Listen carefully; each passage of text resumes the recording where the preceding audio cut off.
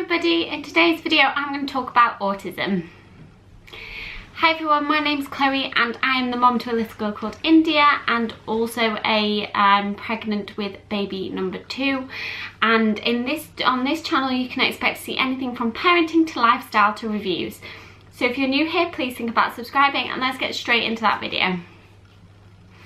So I'm going to talk to you about autism. I was diagnosed about 3 years ago, this month actually, with autism.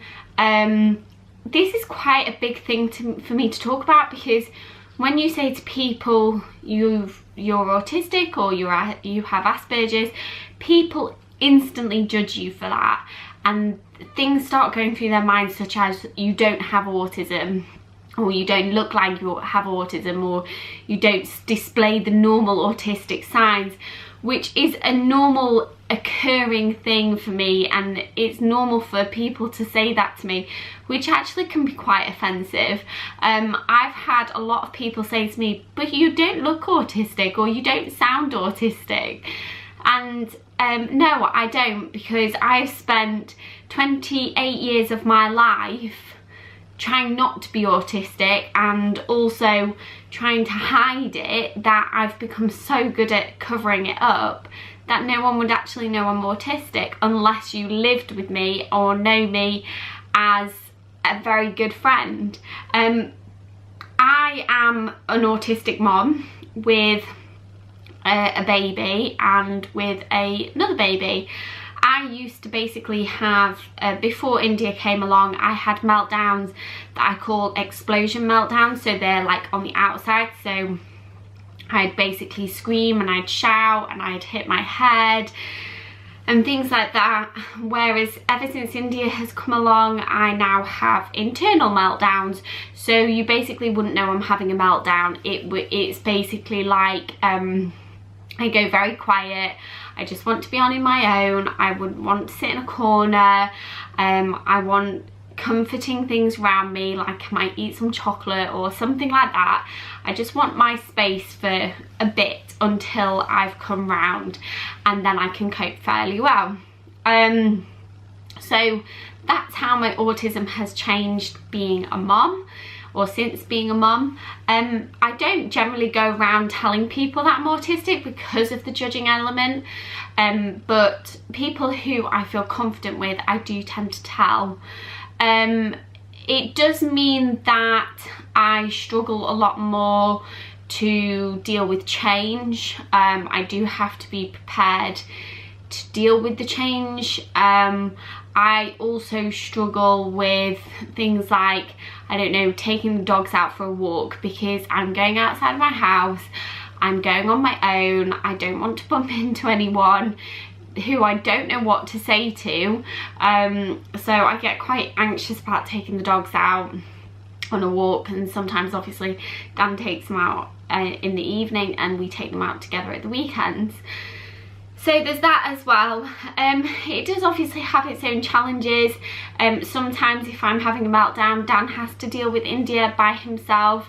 It's very rare though, that sort of situation.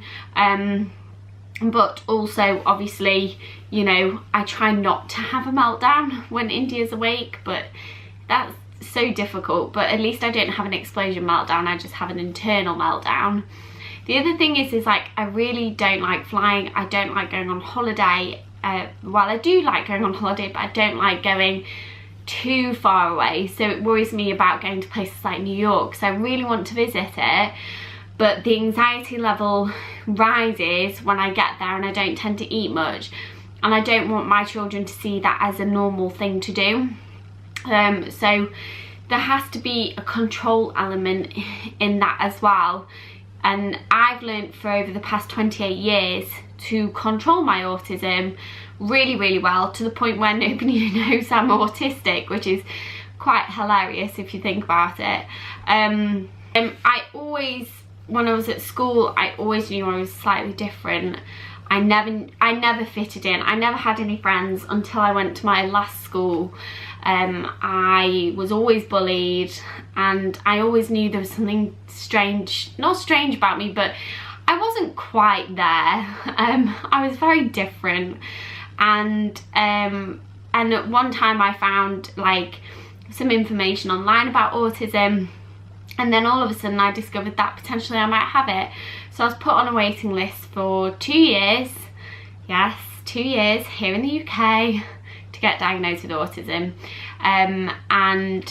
I have sensory issues, so if I'm very, very stressed, I can't have anything too loud.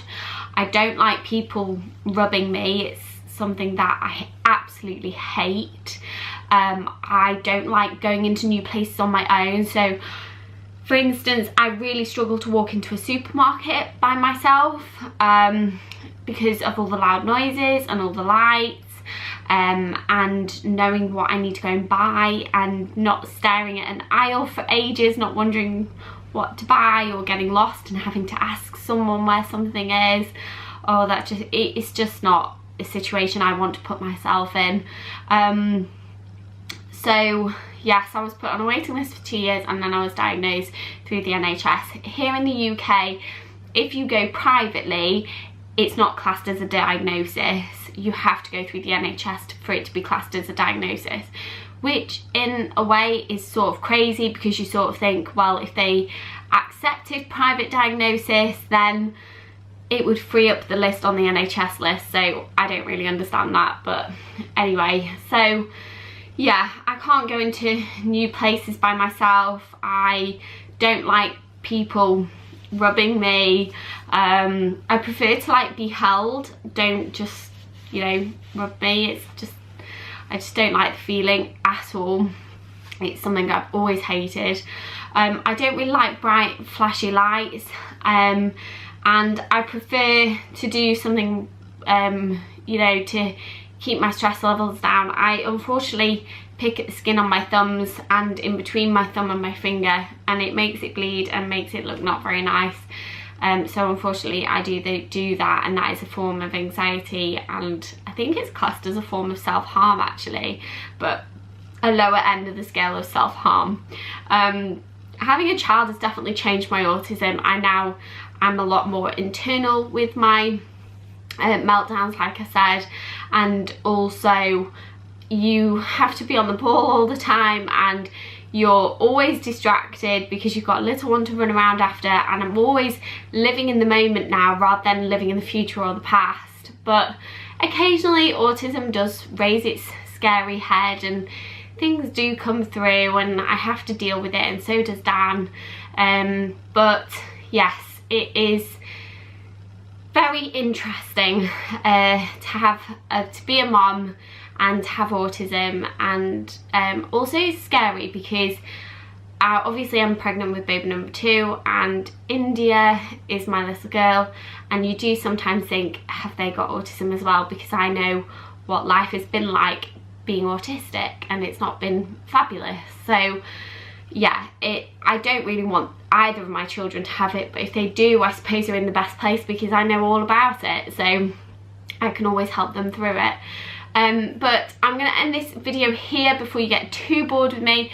So if you do have any questions, please leave them in the comment section down below, and I might, if there's a lot, I'll answer them on another video. If there isn't loads, then I will answer them straight away.